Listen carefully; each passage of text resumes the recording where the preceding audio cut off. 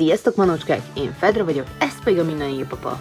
Ma folytatni fogjuk végre a baba szoba összerakós videósorozatunkat, méghozzá nem mással, mint az én személyes kedvencemmel, Draculaurával. Terveztem neki egy ilyen hatalmas koporsó ágyat, ami 5 cm x 10 cm x 22,5 centis lesz, ebből 2 fog kelleni. Megrajzoltam az oldalait is, és mindegyikből, hogy hány centis, mekkorának kell lennie, és azt hiszem ez lesz az utolsó oldal belőle. De mutatom, hogy rakom össze. Kivágtam az összes formámat egy ilyen nagyon kemény és trapabíró kartonból, és a kis oldalfalakat már rózsaszínnel beszíneztem, illetve nem beszíneztem, mert beragasztottam ilyen filccel, és most ezeket fogom ráragazgatni.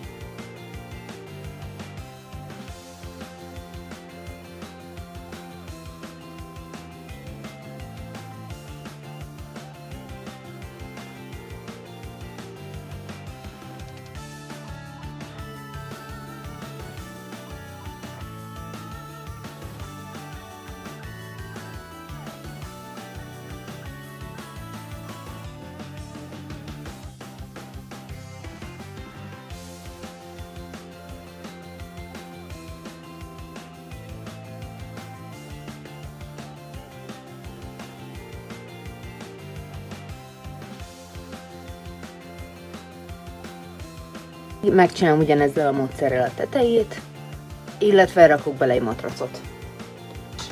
Mivel mindkét oldalával meg vagyok, mind az aljával, mind a tetejével, az a dolgom most, hogy körbevonjam őket fekete papírral, mert hogy kívülről még ilyen rosnyabarna.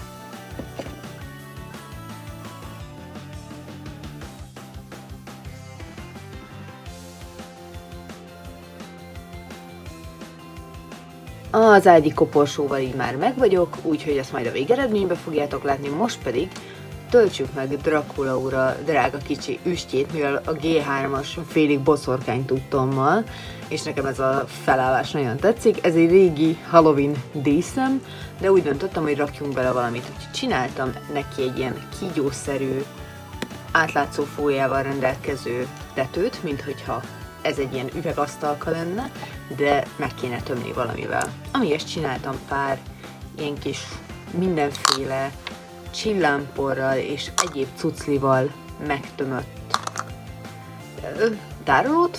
Maradjunk abban, hogy tároló, és úgy döntöttem, hogy most csináljunk egyet veletek is. Leszettem az egyik ilyen üvegcsének a tetejét, és csöppentek bele egy kis körömlakkot, hogy valami színe legyen. Ennél mondjuk kicsit többet.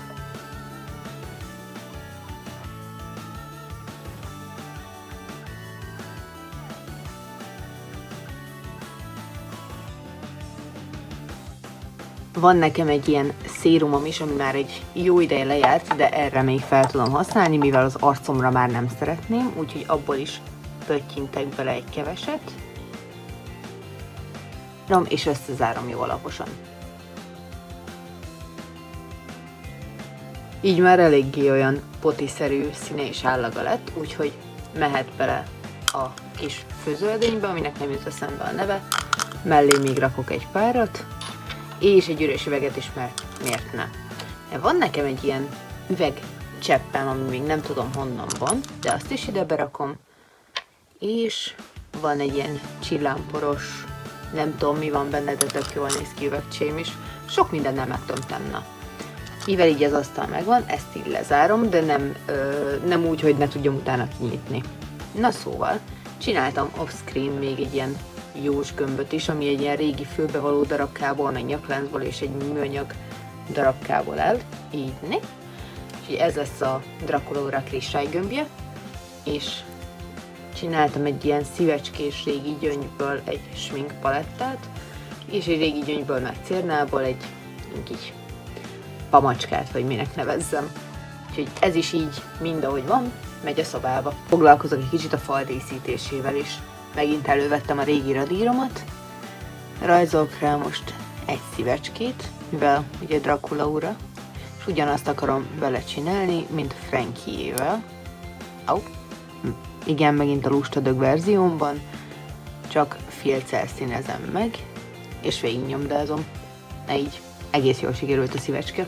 Jön az, hogy nagyjából 1 centi mélyen a szívecskémet körbevagdosom mindenhol, óvatosan, de tényleg nagyon-nagyon óvatosan, mert pikpak megszaladhat a kezem, és elvághatom magam, de ez rátok is ugyanúgy vonatkozik, úgyhogy nagyon vigyázzatok magatokra, légy szíves, amikor ilyeneket csináltok.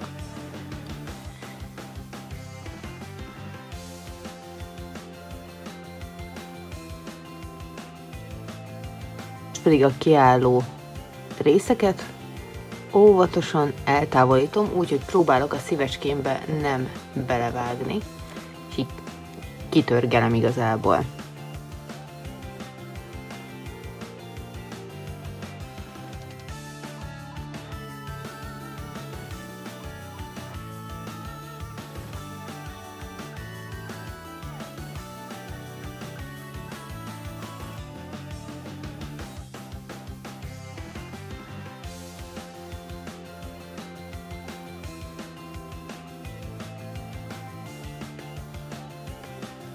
Igazából ennyivel meg is van a homemade nyomdám.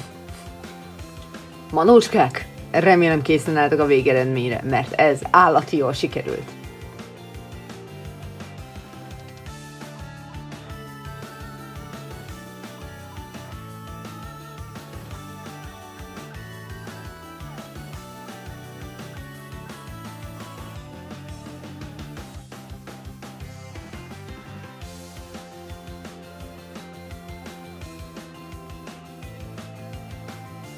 Nekem nagyon bejön ez a kis szoba, viszont ha nektek tetszett, akkor lájkoljatok, osszátok meg barátaitokkal, és iratkozzatok fel itt és TikTokon is. Addig is puszika, sziasztok!